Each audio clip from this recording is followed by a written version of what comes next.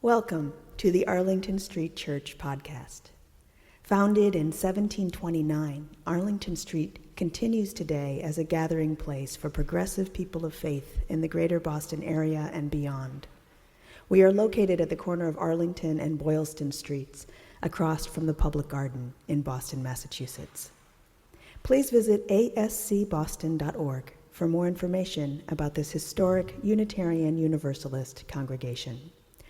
Arlington Street Church, gathered in love and service for justice and peace. When Florida makes the national news, it is rarely good.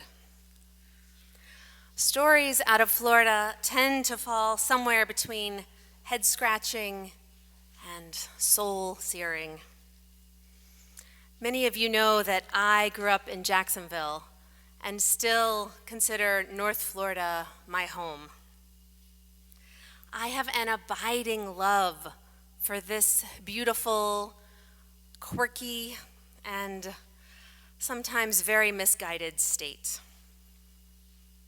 As an expat Floridian, I am often embarrassed by my home state. But not this week. My young comrades in Parkland are making me incredibly proud. Less than 2 weeks ago, the country watched in horror as another school shooting erupted. This time it was Parkland, Florida. The pattern is appallingly familiar. Aerial footage of children streaming out of a school building. Distraught parents waiting at the perimeter. Emotional interviews with devastated families. Stories of incredible heroism. Pronouncements of thoughts and prayers from officials. Ridiculous proposals about arming teachers and fortifying school buildings as if militarizing the spaces of our children will keep them safe. The familiar pattern started to unfold again on Valentine's Day. But then, something shifted. The students of Marjorie Stoneman Douglas High School said, "Never again." In the midst of unimaginable grief and trauma, these survivors got incredibly clear about what really matters. They mustered this wholehearted determination and answered their call to deeper purpose. In a matter of days, they became the voice of a generation. These inspiring students turned activists are the embodiment of Martha Postlethwaite's beautiful poem, Clearing. She writes, "Do not try to save the whole world or do anything grandiose. Instead, create a clearing in the dense forest that is your life and wait there patiently until the song that is your life falls into your own cupped hands and you recognize and greet it. Only then will you know how to give yourself to this world so worthy of rescue." The clearing in the dense forest of David Hogg's life turned out to be a closet at Marjorie Stoneman Davis High School. In the midst of the rampage, David hid in a classroom closet and thought, "What impact have I had? What will my story be if I die here?" He reports, "The only thing I could think of was to pull out my camera and try telling others' stories. As a student reporter, as an aspiring journalist, that's all I could think. get people's stories on tape. If we all die, the camera survives. And that's how we get the message out there about how we want change. The haunting video shows David conducting hushed, real-time interviews on gun control from the foxhole he's sharing with his classmates. One young woman says, "I don't really think there's anything new to say, but there shouldn't have to be. If you look around this closet and see everyone here hiding together, you would know this shouldn't be happening anymore. No one deserves this. No amount of money should make guns more easily accessible." David asked a student who identified as a gun rights activist how she'd been impacted by the day's events. This young woman who'd been planning her 18th birthday party at a gun range says, "This experience was so traumatizing. I can't even fathom a gun in my house or on my body. To have the bullet pointed at me, at my school, my classmates, my teachers, it's definitely opening my eyes to the fact that our country needs more gun control." Hours after being rescued from that closet, David Hogg got on his bike and rode the 3 miles back to school. He knew the media was camped out there, and he had a message for the cameras. In the first of his many pleas to lawmakers, David said, "There cannot be another mass shooting. Please. We're children. You guys are the adults. Take some action. Work together. Get over your politics and get something done. No more kids are going to die. We're going to hold you accountable." Emma Gonzalez is the brassy senior known around Stoneman Douglas for sporting a buzz cut, handmade clothes, and an armful of bracelets. She is a kid who decided that she wanted to shave her head, and so she convinced her reluctant parents with a PowerPoint presentation. In the wake of the shooting, Emma was invited to speak at a rally in Fort Lauderdale. She approached the podium clutching a stack of papers that included her dashed off remarks and her notes from AP History.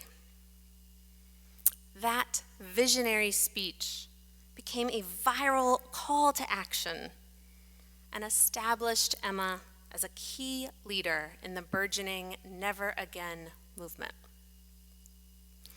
Emma told the crowd, "Every single person here today should be home grieving, but instead we are up here standing together because if all our government and our president can do is send thoughts and prayers, it's time for victims to be the change we need to see." Maybe the adults have gotten used to saying, "It is what it is." But if we students have learned anything, we've learned that if you don't study, you will fail. And in this case, if you actively do nothing, people will continue to die. It's time to start doing something. We are going to be the kids you read about in the textbooks, not because we're going to be another statistic about mass shooting in America, but because we are going to be the last mass shooting. We are going to change the law. That's going to be Marjorie Stoneman Douglas in that textbook, and it's going to be due to the tireless efforts of the school board, the faculty, the families, and most of all, the students. Wait patiently, until the song that is your life falls into your own cupped hands and you recognize and greet it. Only then will you know how to give yourself to this world so worthy of rescue. Emma and David are just two of the hundreds of amazing Parkland kids who have transmuted their suffering into action and sparked a revolution. In 10 days, we've seen more movement on gun control than we ever thought possible. Corporations are scrambling to cut ties with the NRA. Recalcitrant lawmakers are softening long-held positions on gun restrictions. Cash is pouring in, $3.5 million and counting. Hundreds of thousands of students are making plans to attend marches across the country and participate in the National School Walkout on April 20th, which is the 19th anniversary of the Columbine shooting. In the midst of their extraordinary success, the Stoneman Douglas kids are unequivocally clear about what matters, standing firm in the truth that children's lives matter more than guns, money, or politics. They've refused to let the news cycle move on. Forces that once seemed intractable are unraveling in the face of their prophetic anger and youthful hope. No longer victims, the Stoneman Douglas students are on fire with purpose as the Never Again movement sweeps the nation. One of the most amazing pieces of this story is the way the Stoneman Douglas survivors innately assumed the mantle of responsibility for the safety of every student in every school in America. Losing 17 people to a senseless, preventable tragedy could have easily driven them to bitterness and despair. But instead, they've been awakened to wisdom, compassion, and a relational sense to their place in the world. The Parkland students declare never again because they know that belonging to an interdependent web of life means working for the well-being of all. This sense of mutuality is at the heart of every social movement that has ever succeeded in changing consciousness.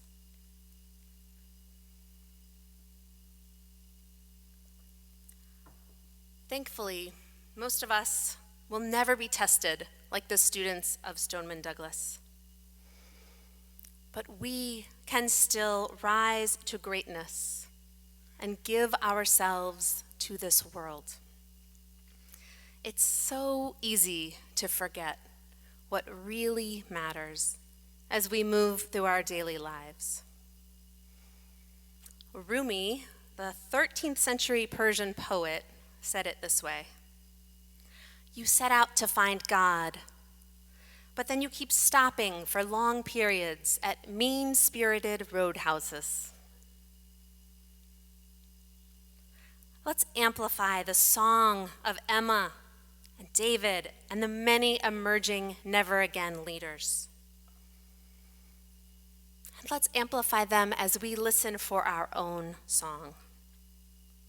We don't need the threat of a gunman to ask, what impact have I had? What will my story be if I die here? We gather in spiritual community to remind us to stay awake.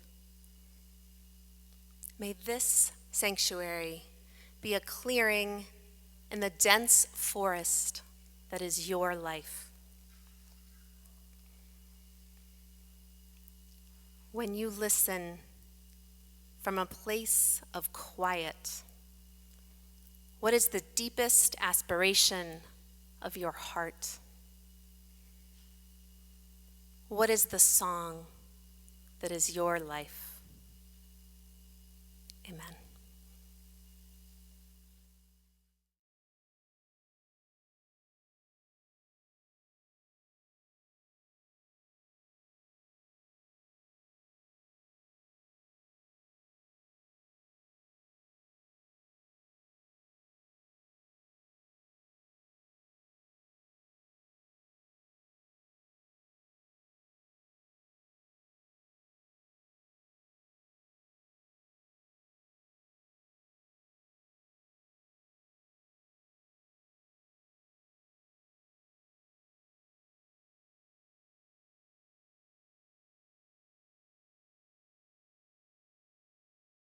Thank you for listening to this week's podcast. We would love to hear from you via email at office@ascboston.org or through our Facebook page.